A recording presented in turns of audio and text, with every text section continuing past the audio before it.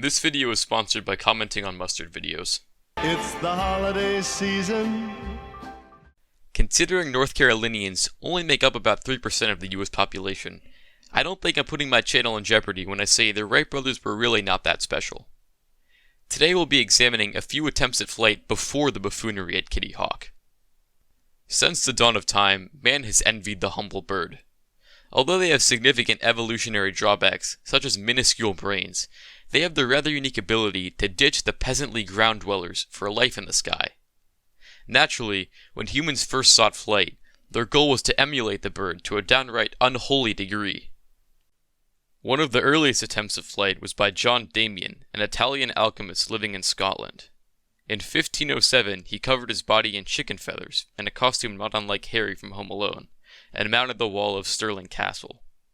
Upon jumping, he found that the lift generated from the feather's aerodynamic structure carried him in the wind like a sheet of paper, letting him fly as far as Cumbernauld, where he made a graceful landing. Nah, the dude was an absolute Nimrod and dropped like a fucking stone.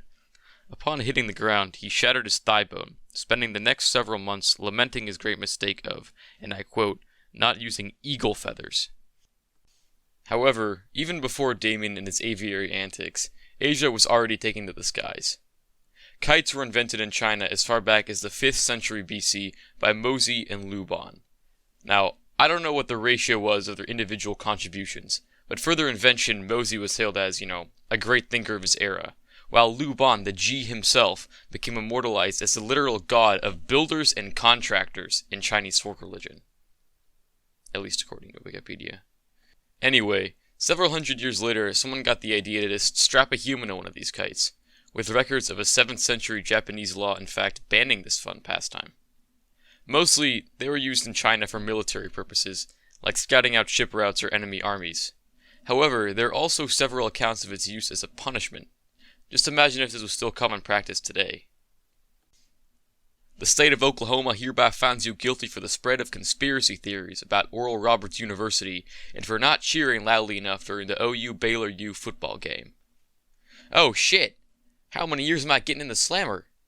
Well, considering Oklahoma literally has the highest incarceration rate in the world, over 150% of the US average, which, I remind you, is by far the highest out of any country on Earth, I think we can come up with something a bit more creative for you. How about we strap you to a Soviet Union flag and fly you out over the panhandle for a few hours? Sir, that's simply suicide. Oh, you'll be fine. Panhandlers don't shoot when the weather's looking rough. It's bad luck. Christ on crutches! Coming into the Renaissance, things started getting crazy. English friar Roger Bacon, also known as Dr. Mirabilis, was one of the first to look into the lighter-than-air realm. In 1250, he wrote of a balloon filled with an unspecified aether and a man-powered ornithopter, basically some dude strapped to a tank of helium with wings on his arms. Da Vinci tends to get mentioned for his helicopter-esque drawings during the 15th century. Although some of his designs could have worked in principle had he been able to successfully build them, others, like his 4-person aerial screw, have severe flaws that would have most certainly proved fatal to many a young apprentice. The first successful balloon flight came much later, in 1783, the same year the United States gained independence from England, officially setting in motion the movement that would one day create Oklahoma. Anyway, in southeastern France, two brothers named Joseph Michel and Jocold-Antoine Montgolfier were about to make history. I'm sorry. Growing up, their father had been the local paper tycoon, so I can only assume their house was just clogged with reams of cellulose. In their youth, they had become infamous with the other hooligans around town for occasionally making paper parachutes and just jumping off their house. One day, the boys noticed some laundry billowing upwards from a fire. Fast forward 30 years, and King Louis XVI has them sending various farm animals up in their balloons just to get a kick out of it. When these proved successful, the king finally allowed them to send up a human. Chosen to pilot the balloon were Pilatre de Rosier and François Laurent de Arlandes, a chemist and an army officer. On November 21st, 1783, they set off from Bologna Boys Park on the outskirts of Paris. Now, I could meme on this, but besides the fact that a fire broke out on board and had to be put out with sponges, the flight was actually successful and would go down in history forever. Now, I like a good Zeppelin just as much as the next fella, but we all know the money's in fixed-wing aircraft. This is where things get controversial. For the time being, I'm not going to challenge the Wright brothers' claim at the first successful powered flight. I'll do that in a few minutes. For now, I'm just going to show you why that's really not that cool. In the early 1800s, there was a British engineer by the name of George Cayley.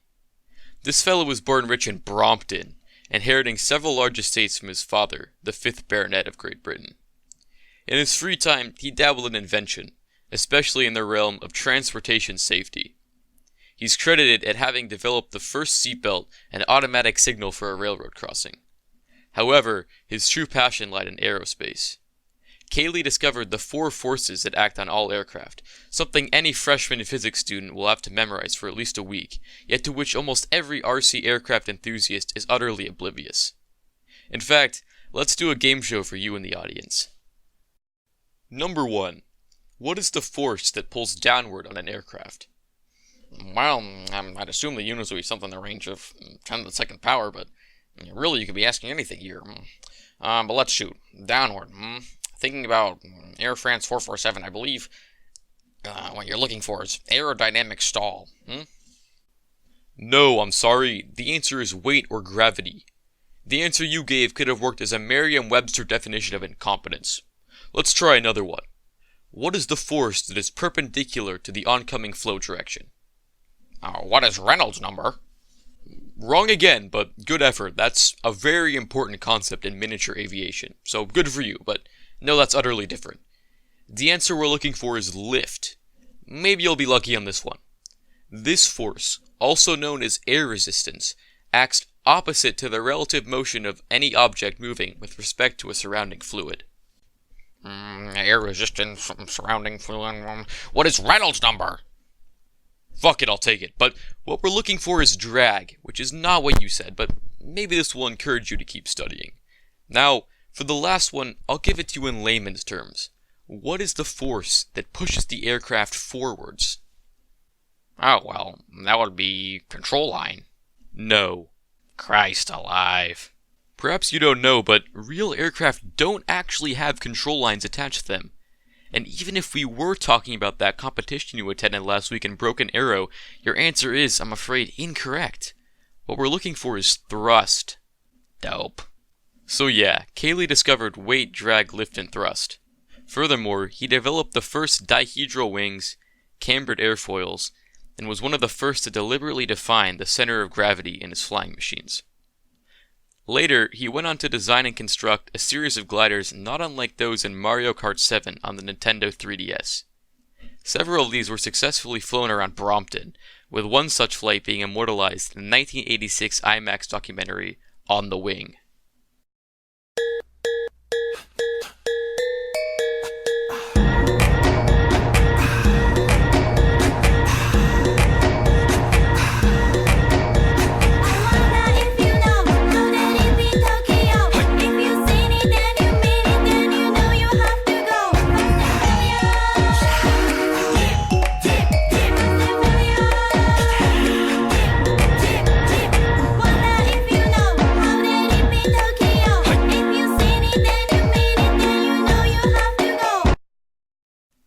A few decades later, American engineer Sam Langley would go on to pioneer powered flight.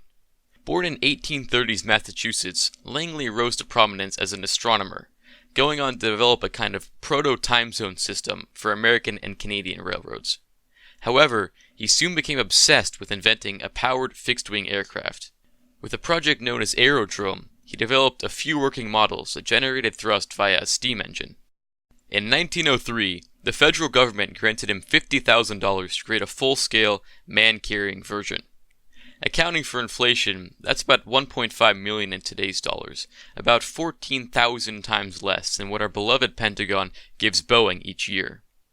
And, like with the 737 MAX program, the results were less than what was hoped for. On October 7th, 1903, Langley loaded his newly completed Aerodrome 6 with one of his engineers and launched it off a houseboat. It instantly crashed, sending Langley into a fit of blind rage.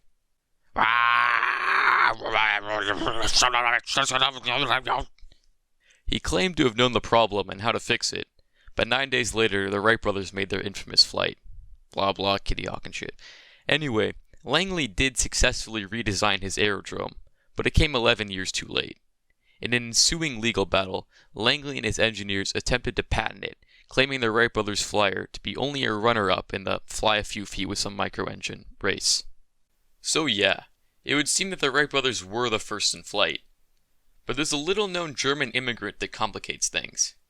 Gustave Albin Weisskopf, a Connecticut resident from Leutershausen, Bavaria, may have beaten the Wright brothers by more than 2 years. From a young age, Whitehead was fascinated by flight. He was known to capture birds and basically turn them into living kites for a while, before being stopped by police. He came to America at age 19 and started working for a toy store making wooden gliders and traditional non-biological kites. Later, he was hired as a mechanic by the Boston Aeronautical Society, gaining the experience and knowledge he would soon use to build his aircraft. In 1901, 2 years before Kitty Hawk, Whitehead piloted his number 21 aircraft, powered by 2 engines, for about half a mile. Now, this was picked up by local newspapers, but no photographs or official records exist of the plane ever taking off. It's because of this, and an extensive propaganda campaign by the North Carolinian government, that his flight was generally disregarded in its era.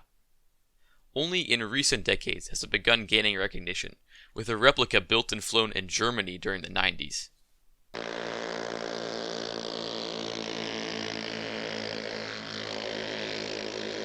In conclusion, while for decades the Wright brothers having flown the first powered aircraft was a given, just like how any Oklahoman in their right mind will tell you Tulsa is an oasis while Oklahoma City is a soulless pit, it's now apparent that this fact was built atop a foundation of lies, propaganda, and deceit. So yeah, maybe North Carolina should change their license plate.